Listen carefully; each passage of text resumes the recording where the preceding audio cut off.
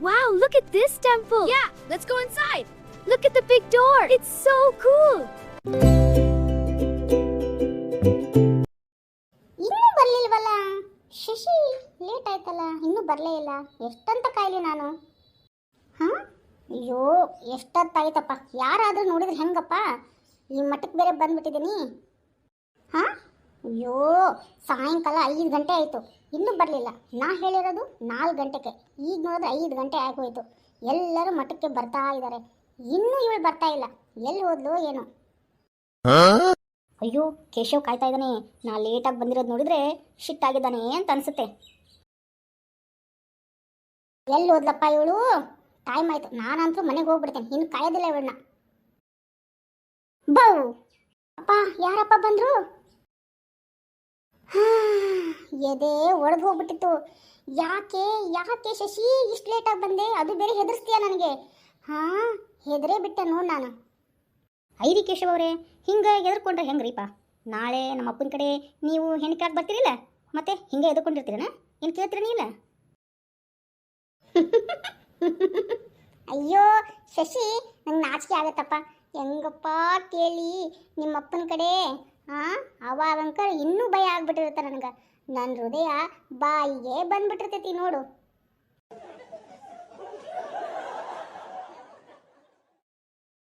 ಅಯ್ಯೋ ರೀ ಕೇಶವ್ ಅವರೇ, ಆದಷ್ಟು ಬೇಗ ಬಂದು ನಮ್ಮಪ್ಪನ ಕಡೆ ಮಾತಾಡ್ರಿ, ಇಲ್ಲ ಆದರೆ ನಮ್ಮ ಮಾವನಿಗೆ ಕೊಟ್ಟು ಬಿಡ್ತಾರಂತೆ. ನಮ್ಮವ್ವ ಹೇಳ್ತಾ ಇತ್ತು.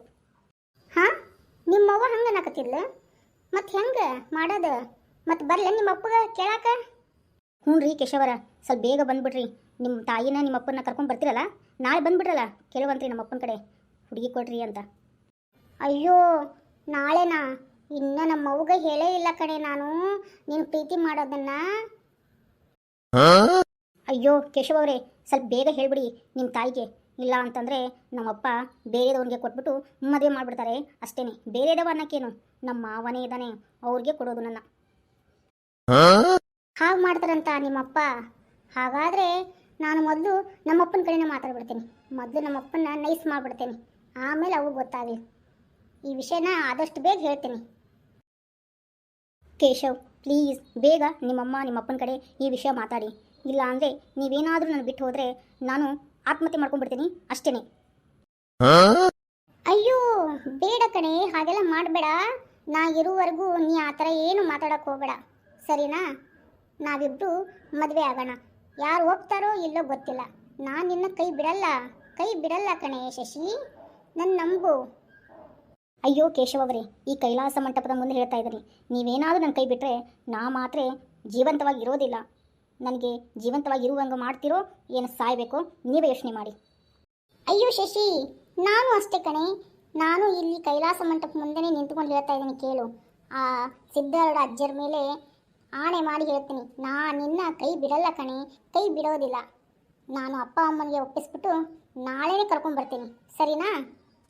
ನೋಡಿದ್ರಲ್ಲ ಈ ಎರಡು ಪ್ರೇಮ ಪಕ್ಷಿಗಳ ಪ್ರೀತಿಯ ಮಾತುಗಳನ್ನು.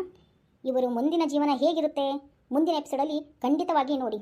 ಶಶಿ ಹಾಗೂ ಕೇಶವ್ ಅವರ ಲವ್ ಸ್ಟೋರಿ ಮುಂದೆ ಏನಾಗುತ್ತೆ, ಮದುವೆ ಆಗ್ತಾರಾ ಇಲ್ವಾ, ಮುಂದಿನ ಭಾಗದಲ್ಲಿ ಖಂಡಿತ ನೋಡಿ ಸ್ನೇಹಿತರೆ. ಇದು ಒಂದು ಪ್ರೇಮ ಕತೆ, ಪ್ರೇಮವೋ ಶಾಪವೋ ಅಂತ. ಇವರು ಪ್ರೀತಿಯನ್ನು ಮಾಡಿಬಿಟ್ಟಿದ್ದಾರೆ, ಆದರೆ ಈ ಪ್ರೀತಿ ಅವ್ರಿಗೆ ವರ ಕೊಡುತ್ತೋ ಅಥವಾ ಶಾಪ ಕೊಡುತ್ತೋ ನೋಡಿ ಹೇಗಿದೆ ಅಂತಂದು ಮುಂದಿನ ಭಾಗದಲ್ಲಿ ಖಂಡಿತ ನೋಡಿ.